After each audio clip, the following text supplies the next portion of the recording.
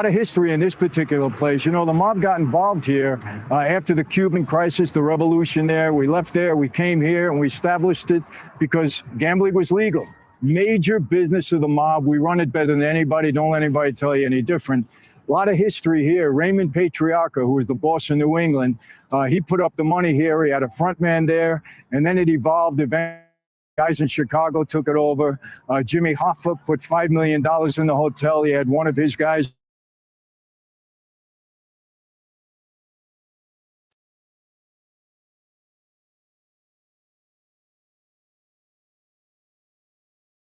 Dorfman was the guy, if you saw Casino, the guy Andy Stone. He was the guy that got killed. It was Alan Dorfman ran this place. And people, let me just tell you, it was a better town when we ran it. Don't think that we're all gone. You know, we'll never leave a place where we got gambling coming to us easily. And we still have some of the services. Watch where your pillows and pillowcases and napkins are coming from. It's all mobbed up, but it's a great city. But bring the mob back. I'm telling you, you'll enjoy it more. You'll have better entertainment. See you later.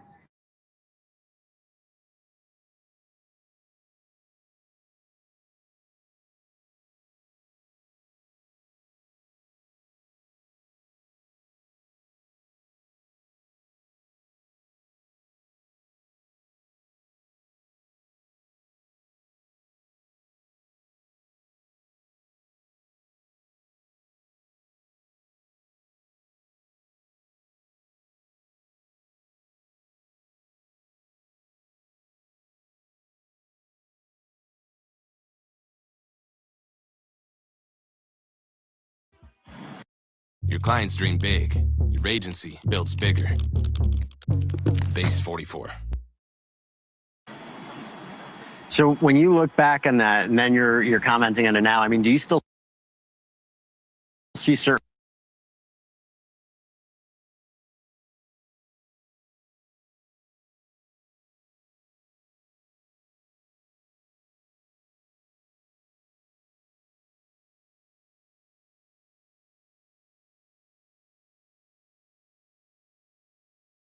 properties here today that, you know, haven't been torn down but still have that connection to old Vegas?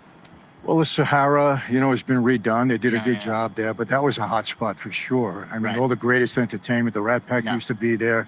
A lot of guys hung out there, and a lot of guys still go there. Right. You know, the presence is a little bit different. And it all, you know, it started to go downhill for the mob in the 80s when the FBI got involved. I think, you know, that we went to Lake Mead today. And, I want to talk about that.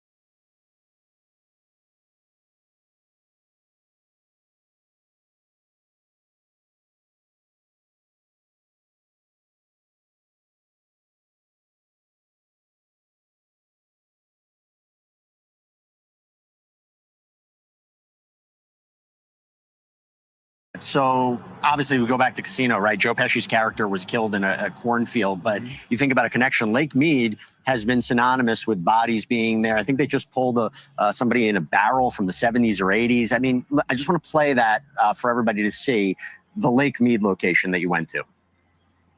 Well, here I am at Lake Mead of all places, and you might wonder, why would I be doing here? What would I be doing down here? Well, you know, it's got a real history. It's got a history in Vegas, a history with the mob. This was actually the first or the biggest man-made reservoir in the whole country.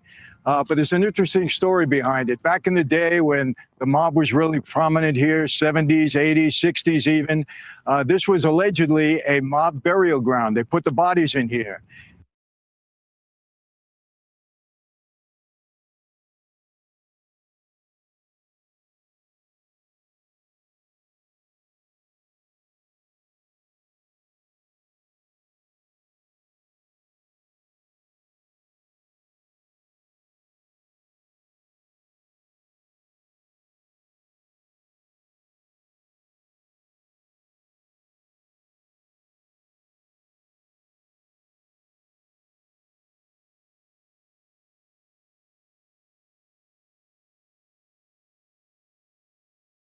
And I can tell you from experience and from what I've heard over the years, that's a pretty good statement, pretty factual statement.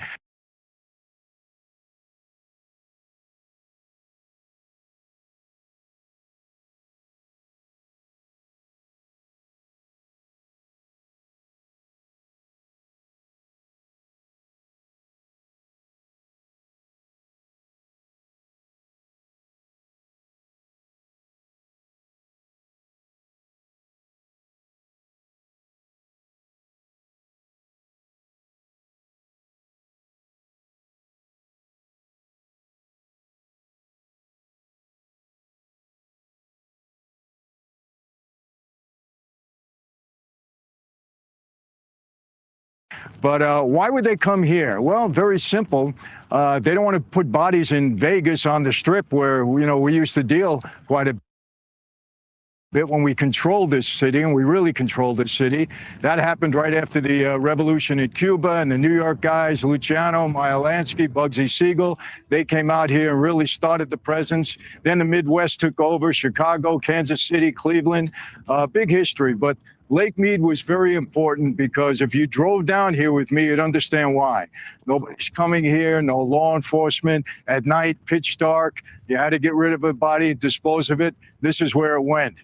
And then something crazy happened. In 2022, the lake kind of receded. Nature did that, and bodies started popping up.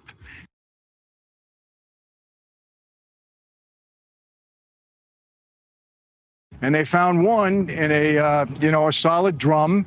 And that was the way we used to dispose of bodies. I can say that. I think people know that. And I think allegedly it was a guy by the name of Pappas who was skimming. And, he got on the wrong side of the mob. Maybe he was taking a little bit too much money. But he had a resort here that he used to work with. And finally it caught up to him. And I think he might be the guy. They're doing DNA testing on it now. Who knows if it's going to show up or not. But this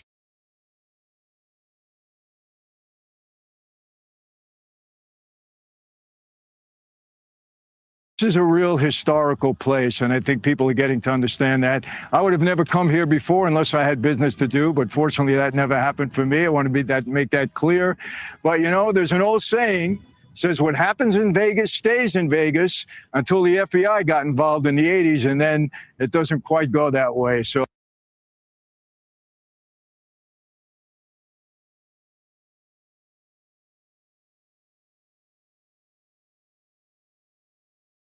really interesting story, though. Hey, I need to launch a campaign in 2 weeks. Let's see. By the way, you're a really good on-scene reporter. Let me tell you.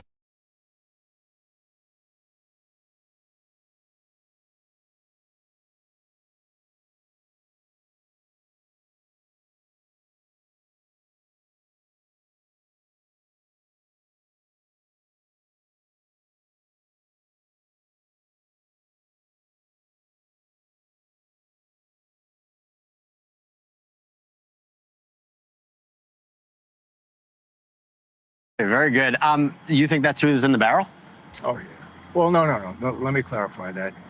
That's what I heard back then. Okay. He ran a place called I think it was the Echo Resort, and it was near Lake Mead. Okay. And they caught him skimming or whatever, and then all of a sudden he's gone. Do you have an idea who it could be if it's not him? No. Okay. All right. By the way, skimming. I talked about how exactly does skimming work? Well, listen, when you have a hotel and you got a lot of cash coming in and you got accountants that work for you, very, very simple. I was in the gasoline business. Basically, we were defrauding the government out of tax on every gallon of gasoline. Ran that operation for 8 months. Why? Because I had a lot of cash. I had accountants that were cooking the books, so to speak, and you're able to dispose of it. You take off the top. And nobody does that better than we do. And again,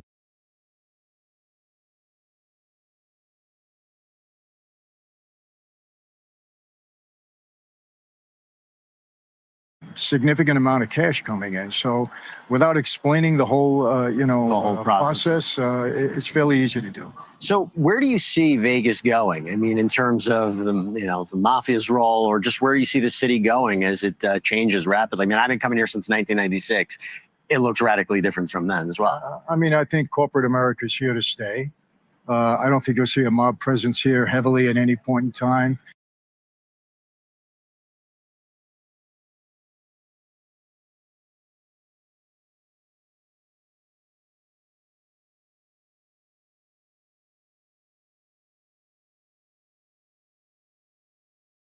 You got the mob museum here. That's about the closest to the mob you're going to get. You know, again, what happened in my former life, Right. the RICO statute came in. Yep. A lot of people want to say John Gotti destroyed the life. John didn't do it, Yeah. you know, any justice at times, but it was really the RICO statute that did so much damage. Yep. And it still exists, but not the way it was in the 70s and 80s. So I don't think you'll see it here. Listen, Michael, thank you so much for coming on. We've been fighting the gnats during this whole interview. True professional. Michael Franzese, thank you so much for coming on. I really appreciate it.